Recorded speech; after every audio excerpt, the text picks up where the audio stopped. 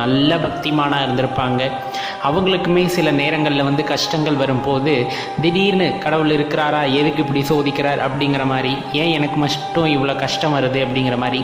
அப்போ ஒரு காலகட்டங்களில் கடவுள் வழிபாட்டவே விட்டுடலாமா அப்படிங்கிற எண்ணம் வர்றது, இதெல்லாம் ரொம்ப சகஜமான ஒரு விஷயம்தான். பெரும்பாலும் இதெல்லாம் கர்மாவே காரணம் அப்படின்னு விட்டுறதா, இல்லை உங்கள் விதிப்பயன் காரணம் அப்படின்னு விட்டுறதா, என்ன சொல்கிறது அப்படின்னே அந்த நேரத்தில் தெரியாது. ஆனாலும் அந்த நேரத்திலும் கூட இறைவன் எது செய்தாலும் நன்மைக்காகத்தான் இருக்கும் என்று இறைவனை பிடித்து கொண்டிருக்கிறார்கள் அல்லவா. அவர்களுக்கு இறைவன் நல்வழியை மட்டுமே காண்பிக்கின்றார் அப்படிங்கிறது உலகமறிந்த விஷயம். அதுலேயும் நம்ம சிவபெருமான் இருக்காரே, ரொம்ப விளையாட்டுக்காரர் அப்படின்னு சொன்னால் அது மிகையாகாது.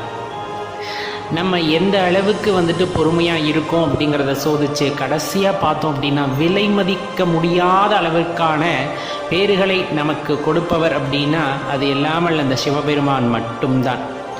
ஆன்மீகம் அப்படிங்கிற ஒரு விஷயத்தில் இந்த சந்தேகம் எப்போவுமே எழக்கூடாது. மேலுமே கடவுள் இருக்கிறாரா இல்லையா அப்படிங்கிறது தேடல் அப்படிங்கிறதான் நமக்கான வேலை.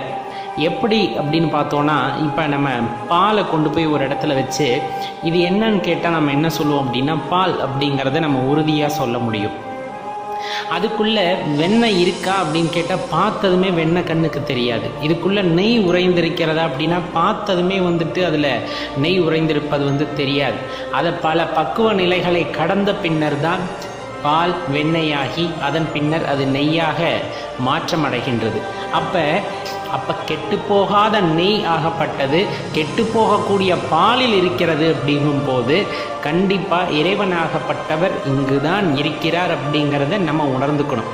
அழியா நிலையுடைய இறைவன் அழியும் நிலையில் உள்ள இந்த உடலில் இருக்கிறார் அப்படிங்கிறது தான் இதன் மூலமாக நம்ம தெரிந்து கொள்ள வேண்டியது.